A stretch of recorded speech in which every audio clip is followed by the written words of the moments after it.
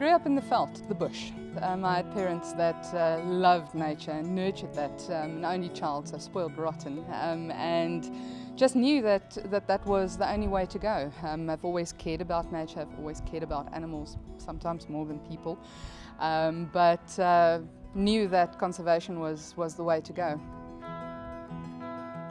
One of our focus projects is the African penguin, and having learned so much about them when I started off here, the first time that I went out with one of our boats, Dye Island Cruises with Wild Whisperer, and they took me around Dye Island, and I could actually see an island where there was thousands of penguins on in the past.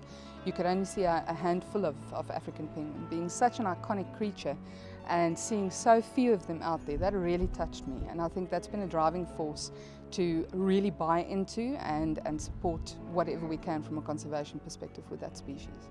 And now being able to open a rehab facility which is specifically going to look at penguin and seabird rehabilitation through the trust, I think that's a huge dream come true.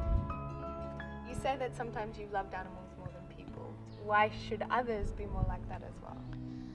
Animals can't speak for themselves, and no animal is in distress because of themselves or because of natural circumstances. It's all man-made. We are their voice, so we've got to do what we need to do to be able to protect those species.